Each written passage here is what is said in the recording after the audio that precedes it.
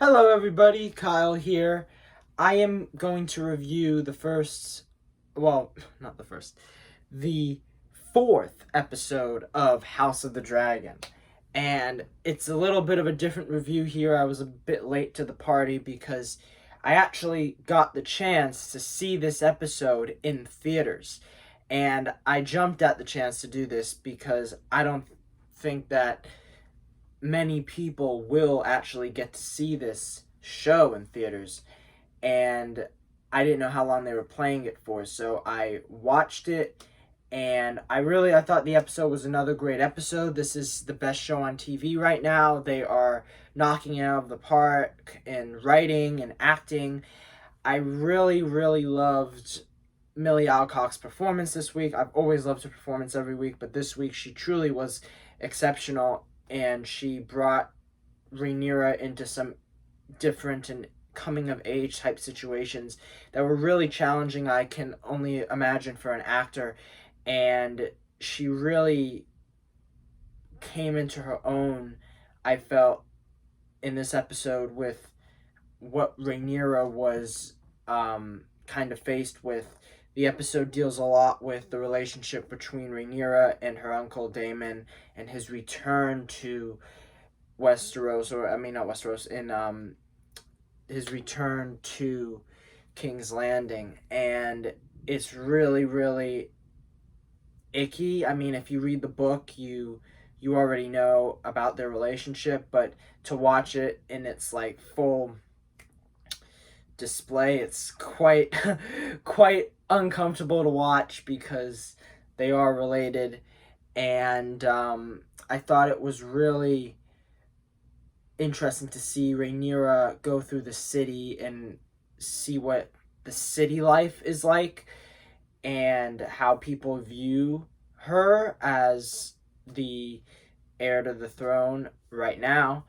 And I think also another great element of this episode was that it was directed by a woman, and as I was watching the behind the scenes featurette after the episode, they went into how it was important that they got a woman to direct this. There were many sex scenes in this episode, and she directed these sex scenes, focusing on Rhaenyra, on a woman's perspective, and at times she even said how she kind of fell victim to the male gaze and how men would shoot women in sex scenes because it has become so ingrained into the way that people shoot and view the visual language of these romantic scenes.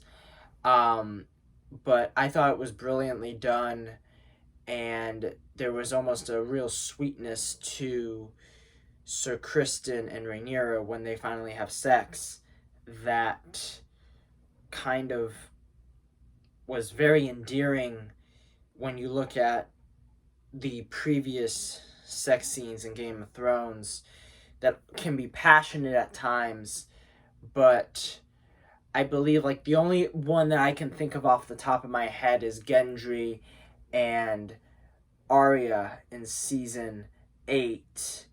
But even that um didn't have what I feel like this scene had, and just there's these scenes where they're taking off their boots. It just, I don't know, that it felt something like we had never seen something like this before on Game of Thrones. Just the closeness, the intimacy, um, that kind of had a bit of a sweetness and more of a vulnerability to it. I really like that.